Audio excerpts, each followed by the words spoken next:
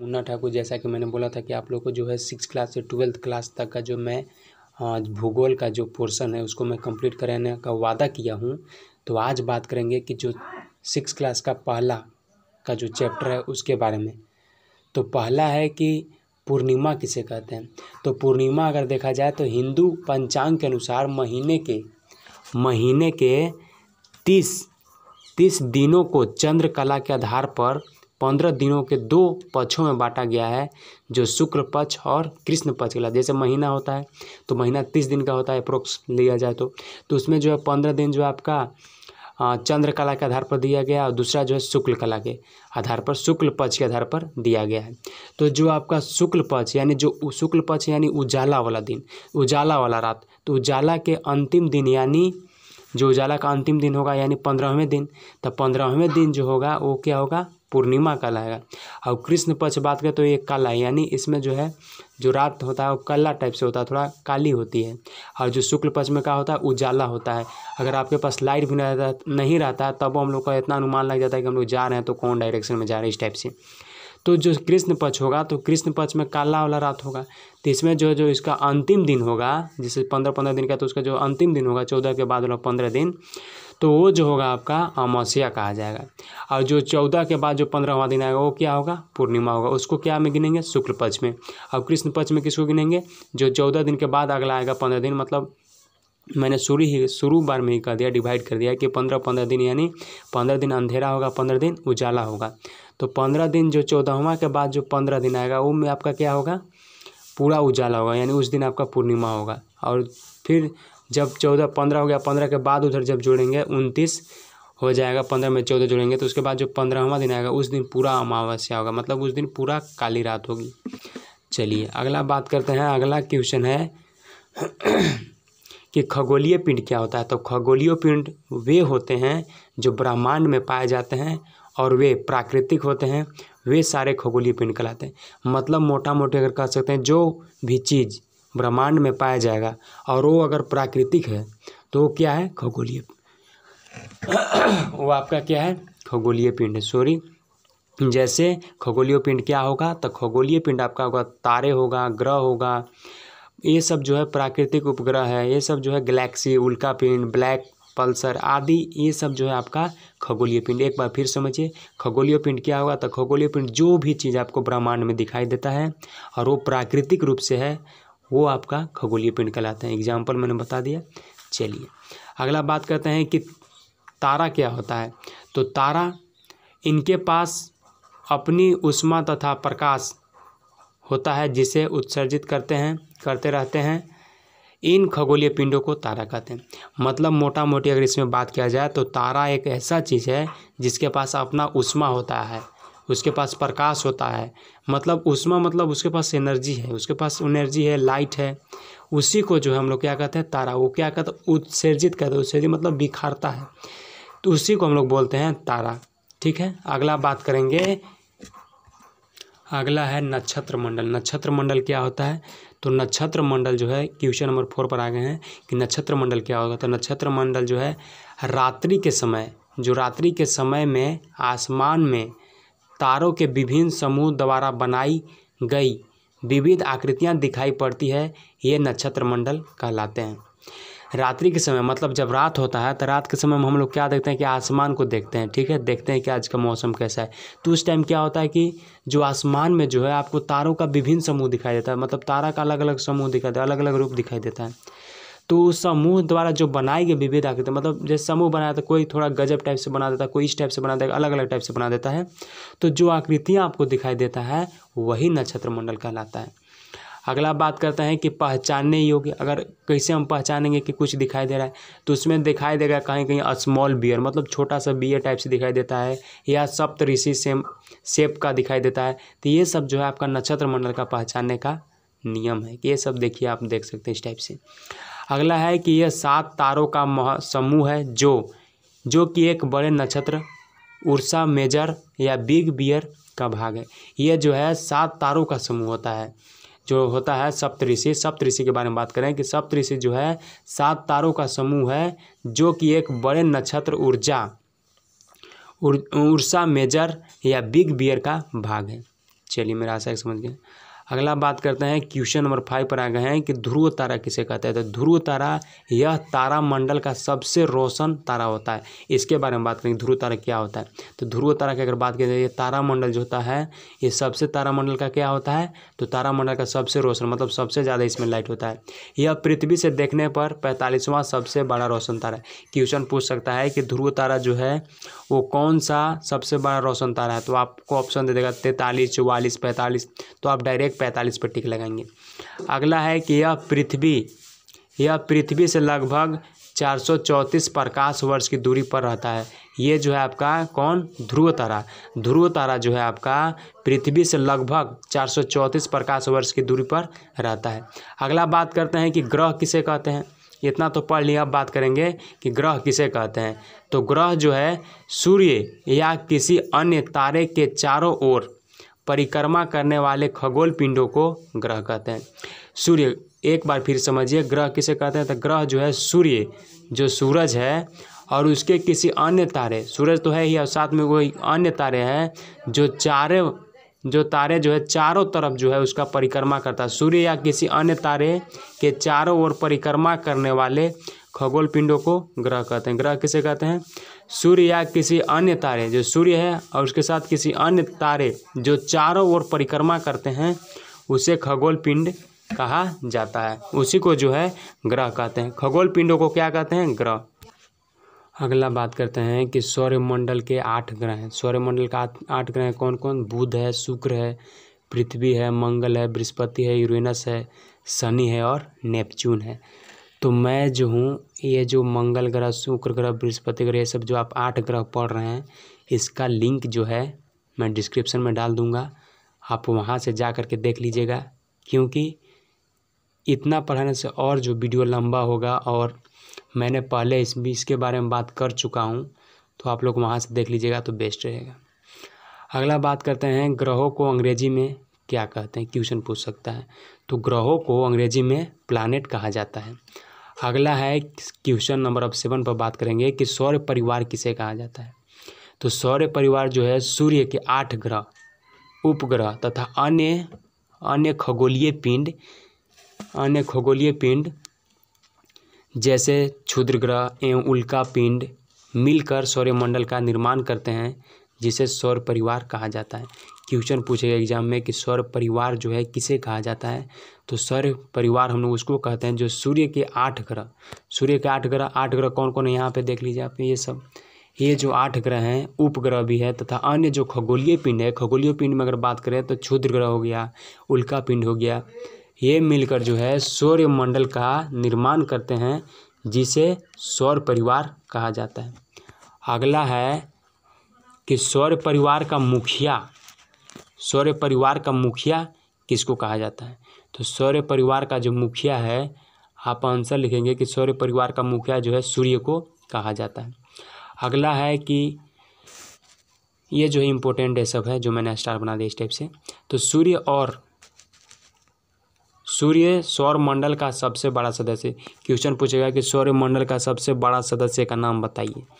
तो आपका आंसर होगा सूर्य। सूर्य जो है सौरमंडल का सबसे बड़ा सदस्य। अगला क्वेश्चन, सूर्य सौरमंडल के बीच में स्थित, सूर्य जो है कहाँ स्थित है, तो सौरमंडल के बीच में स्थित है। अगला है कि सूर्य का व्यास पृथ्वी से लगभग 109 गुना ज़्यादा है। क्वेश्चन पूछेगा कि सूर्य का व्यास पृथ्वी से कितना, ऑप्शन दे देगा लगभग में, तो आप आंसर लिखेंगे 109 गुना जो है आपका ये जो है ज़्यादा है। किससे, सूर्य का व्यास जो है पृथ्वी से लगभग 109 गुना ज़्यादा है। अगला है कि सूर्य पृथ्वी से लगभग 15 करोड़ किलोमीटर दूर है। जो सूर्य जो है पृथ्वी से लगभग कितना दूर है, तो आपका आंसर होगा कि 15 करोड़ किलोमीटर दूर। सूर्य जो है किससे, पृथ्वी से, कितना, तो 15 करोड़ किलोमीटर दूर है। अगला बात करते हैं कि सूर्य के नज़दीक ग्रह कौन है। तो सूर्य के नज़दीक, ये इम्पोर्टेंट, बहुत इम्पोर्टेंट है। इसको अगर वेरी गुड लिख देते तो और भी अच्छा है, क्योंकि ये बहुत बार पूछता है कि सूर्य के नज़दीक ग्रह का नाम बताइए। तो आप क्या लिखेंगे, बुध। बुध जो है इसका नज़दीक ग्रह है। अगला है कि आकार में सबसे छोटा ग्रह कौन सा है। तो आकार में सबसे छोटा ग्रह है, वो शायद छूट गया। अच्छा, अगला है कि भू आब किसे कहते हैं। भू आब जो है किसे कहते हैं, तो भू आप जो है आपका पृथ्वी का आकार गोल है जो अपने दोनों सिरों पर चपटा है, ऐसे आकार को भू आप यानी जीवाइड का आकार होता है, उसको कहते हैं भू आप। ठीक है, एक बार फिर समझिए, भू आप किसे कहते हैं? जैसे पृथ्वी का आकार जो है गोल है, लेकिन उसका जो अपना जो दोनों सिरा है वहाँ पे थोड़ा थोड़ा चपटा टाइप से है, तो उसी को जो है हम लोग भू आप कहते हैं। क्वेश्चन लिखिएगा आंसर कि भू आप पृथ्वी का आकार गोल है जो अपने दोनों सिरों पर चपटा है, ऐसे आकार को भू आप कहा जाता है। अगला बात करते हैं कि सौरमंडल का अद्भुत ग्रह किसे माना जाता है? तो सौरमंडल का अद्भुत ग्रह जो है पृथ्वी को माना जाता है। और बात करें तो पृथ्वी को माना जाता है, अगर बात करें तो ऊपर से अगर देखते हैं तो पृथ्वी जो है हमारा थोड़ा नीला टाइप से दिखाई देता है। अगला बात करते हैं कि नीला ग्रह किसे कहते हैं? तो नीला ग्रह जो है आपका अंतरिक्ष से देखने पर पृथ्वी नीला ग्रह दिखाई पड़ती है, क्योंकि इसकी 2/3 सतह पानी से ढकी हुई है, इसीलिए नीला ग्रह कहा जाता है। क्वेश्चन को समझ गए होंगे, मेरा आशा है। कह रहा है कि नीला ग्रह किसे कहते हैं? तो वो अंतरिक्ष से देखने पर, जब ऊपरी से हम लोग देखते हैं तो पृथ्वी का रंग जो नीला दिखाई पड़ता है, क्योंकि इसका जो 2/3 भाग जो है ये पानी से ढका हुआ, इसी के चलते नीला दिखाई पड़ता है, इसी के चलते जो इसको नीला ग्रह कहते हैं। अगला है कि चंद्रमा क्या है, उसके बारे में बताइए। तो चंद्रमा के बारे में बताते हैं कि चंद्रमा जो है हमारी पृथ्वी का केवल एक उपग्रह है चंद्रमा। क्वेश्चन पूछ सकता है कि ऐसा उपग्रह का नाम बताइए जो हमारा पृथ्वी का उपग्रह का नाम बताइए। तो पृथ्वी का उपग्रह क्या है? चंद्रमा। हमारा पृथ्वी का केवल एक ही उपग्रह है, वो है चंद्रमा।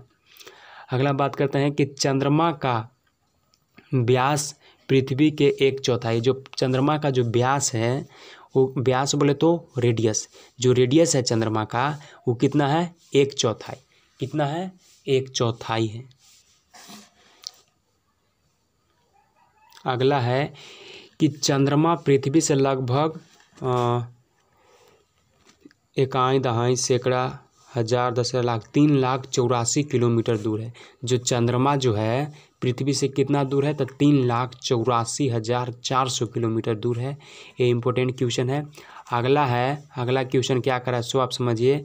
अगला कह रहा है कि चंद्रमा पृथ्वी का एक चक्कर जो है 27 दिनों में पूरा करता है।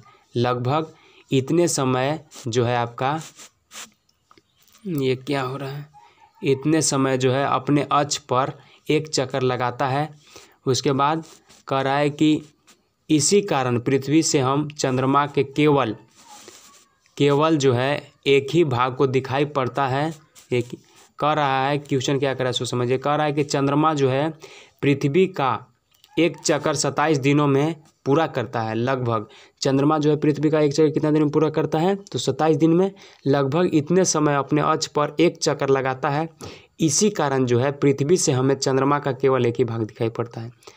तो मेरा आशा है कि आप लोग समझ पाए होंगे। अगला क्या है? अगला आपका है कि क्षुद्र ग्रह जो है, क्षुद्र ग्रह तथा उपग्रहों के अतिरिक्त असंख्य छोटे खगोलीय पिंड सूर्य के चारों ओर चक्कर लगाते हैं। इन पिंडों को क्षुद्र ग्रह कहते हैं। क्षुद्र ग्रह किसे कहते हैं? क्वेश्चन पूछेगा।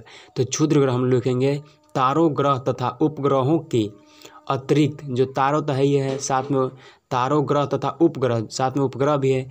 इसके अतिरिक्त असंख्य छोटे खगोलीय पिंड, उसके साथ में बहुत सारे छोटे खगोलीय पिंड जो है सूर्य के चारों ओर चक्कर लगाते हैं। इन पिंडों को जो है क्षुद्र ग्रह कहते हैं। एक बार फिर समझिए, तारों है, तारा है, उपग्रह है, उसके साथ में बहुत छोटा छोटा बड़ा ये सब जो पिंड है ये सब है, और ये जो है सूर्य के चारों ओर चक्कर लगाते हैं। किसके चारों ओर चक्कर लगाते हैं? सूर्य के चारों ओर चक्कर लगाते हैं। इन पिंडों को जो है क्षुद्र ग्रह कहते हैं। एक बार फिर समझिए, क्षुद्र ग्रह उसको कहेंगे जिसको जो है सूर्य के चारों ओर चक्कर लगाएंगे, जैसे तारा हो गया, उपग्रह हो गया, इसके साथ में असंख्य छोटे खगोलीय पिंड हो गया, ये सब जो है आपके क्षुद्र ग्रह कहलाएंगे। अगला है कि आकार में ग्रहों से छोटे एवं उल्का पिंडों से बड़े होते हैं। जो आकार में अगर देखा जाए तो ग्रहों से छोटे, ग्रह से वो छोटा होता है, और उल्का पिंड से क्या होता है? बड़ा होता है। कौन? क्षुद्र ग्रह। क्षुद्र ग्रह जो है ग्रह से हमेशा छोटा होगा, और उल्का पिंड से क्या होगा? बड़ा होगा। उल्का पिंड से बड़ा होगा और ग्रह से छोटा होगा। अगला है कि ये मंगल तथा बृहस्पति की कक्षाओं के बीच पाए जाते हैं। जो आपका क्षुद्र ग्रह है वो आपका मंगल तथा बृहस्पति के कक्षाओं के बीच में पाया जाता है।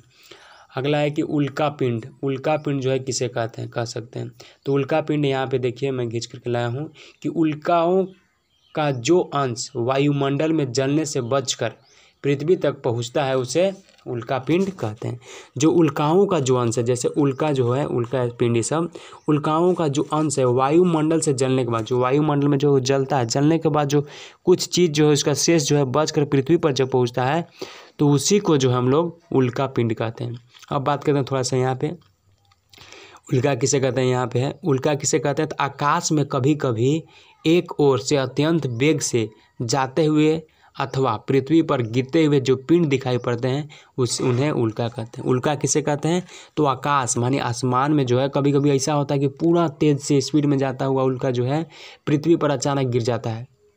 कुछ जो है पिंड जो है गिरते दिखाई देता है पृथ्वी पर, तो उसी को जो उल्का कहते हैं। जैसे आकाश में कभी कभी लगता है कि तारा उरा टूट गया, तो वो जो है ज़्यादा स्पीड लगता है गिर रहा है इस टाइप से, तो वो जो आपको दिखाई पड़ता है पृथ्वी पर गिरते हुए जो दिखाई पड़ता है पिंड, हम तो पता नहीं कि क्या चीज़ गिरा है, तो वो मतलब पिंड जो दिखाई पड़ता है उसी को जो है उल्का कहते हैं। अगला है कि आकाश गंगा। आकाश गंगा जो है किसे कहते हैं, तो आकाश गंगा जो है खुले आकाश में एक ओर से दूसरी ओर तक फैली चौड़ी सफ़ेद पट्टी लाखों तारों का समूह है। यह पट्टी आकाश गंगा कहलाती है। कह रहा है जो खुले आकाश में, आकाश खुले मतलब पूरा जो साफ आकाश है उसमें एक ओर से दूसरी ओर, एक तरफ से दूसरा तरफ जब देखते हैं कि फैली जो चौड़ी सफ़ेद पट्टी, मतलब आसमान को जो फैला हुआ है वो लाखों तारों का समूह है। यह पट्टी आकाश गंगा, मतलब मोटा मोटी कह सकते हैं कि लाखों तारों का समूह को हम लोग आकाश गंगा कहते हैं। ठीक है, अब जो है वीडियो अब समाप्ति की ओर पहुंच रहा है, थोड़ा सा बचा हुआ। अगला आ गया कि ब्रह्मांड। ब्रह्मांड किसे कहते हैं, तो ब्रह्मांड आकाश गंगा हम लोग पढ़ रहे हैं कि बहुत सारे तारों, मतलब तारों का समूह जो बहुत सारा तारा लोग रहेगा उसको क्या बोलेंगे, आकाश गंगा। तो उसी प्रकार से ब्रह्मांड है। तो ब्रह्मांड में क्या होता है, तो ब्रह्मांड में जो है आकाश गंगा जो है करोड़ों तारों, मतलब बहुत सारा तारा रहेगा, उसमें बादलों तथा गैसों की एक प्रणाली है। ये जो है बादलों तथा गैसों की एक प्रणाली है। इस प्रकार की लाखों आकाश गंगाएं मिलकर ब्रह्मांड का निर्माण कर रहा है। आकाश गंगा करोड़ों तारों, मतलब बहुत सारा तारों रहेगा, बादलों तथा गैसों की एक प्रणाली है। ये जो है गैसों का एक प्रणाली है। इस प्रकार की लाखों आकाशगंगा, मतलब इसमें बहुत सारा आकाशगंगा रहेगा। आकाशगंगा मतलब हम लोग समझ चुके हैं कि बहुत सारे तारों का समूह जो सफ़ेद रहेगा, जो आसमान पूरा खुला रहेगा उसमें जो तारों का समूह दिखाई दे उसको आकाशगंगा कहते हैं। तो उसी प्रकार से आकाशगंगा करोड़ों तारों, बादलों तथा गैसों की एक प्रणाली है। इस प्रकार की लाखों आकाशगंगाएं मिलकर ब्रह्मांड का निर्माण करते हैं। किसका निर्माण करते हैं, ब्रह्मांड का।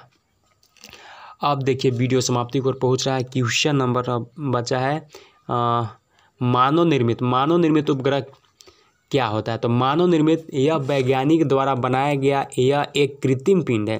कृत्रिम पिंड मतलब मानव निर्मित द्वारा, मतलब मैन मेड, जिसका उपयोग ब्रह्मांड के बारे में जानकारी प्राप्त करने के साथ साथ पृथ्वी पर संचार माध्यम के लिए किया जाता है। जो मानव निर्मित उपग्रह क्या होता है, तो मानव निर्मित उपग्रह वैसा होता है जो है आपको वैज्ञानिक के द्वारा बनाया होता है।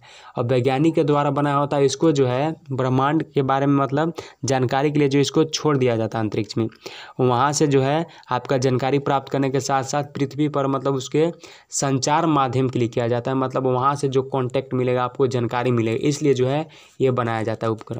अगला है कि इन उपग्रहों को रॉकेट के द्वारा अंतरिक्ष में भेजा जाता है। ये जो उपग्रह जैसे यहाँ से तो थोड़ी जा सकता है, तो इसको रॉकेट के माध्यम से जो अंतरिक्ष में छोड़ा जाएगा और वहाँ से जो इसको पृथ्वी एवं कक्षा में स्थापित किया, एक जगह पर इसको व्यवस्था से इसको बैठाया जाता है। भारतीय उपग्रह इनसेट, एंड्रोसेट, IRS इत्यादि जो है भारतीय उपग्रह हैं। भारतीय उपग्रह कौन कौन है, इनसेट है, एड्रेसेट है, IRS आदि इत्यादि ये जो है आपका भारतीय उपग्रह। अब देखिए वीडियो मेरा अब ख़त्म होगा। अब बात करते हैं कि मानव निर्मित उपग्रहों का उपयोग radio, television, telephone, mobile, internet आदि सेवाओं में किया जाता है। क्वेश्चन पूछेगा कि बताइए तो मानव निर्मित उपग्रहों का उपयोग कहाँ कहाँ करते हैं, तो आप लिखेंगे कि रेडियो में करते हैं, टेलीविज़न में करते हैं, टेलीफोन में करते हैं, मोबाइल में करते हैं, इंटरनेट में करते हैं आदि, इन सब सेवाओं में जो है इसका उपयोग किया जाता है।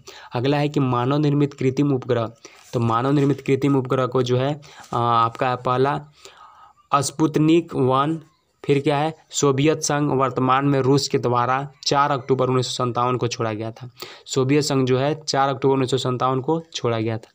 तो आज का मेरा हिसाब से लगता है आज अब ये वीडियो ख़त्म हो गया है। अब वीडियो अगर पसंद आया होगा तो लाइक कीजिएगा, कमेंट कीजिएगा, दोस्तों के साथ शेयर कीजिएगा।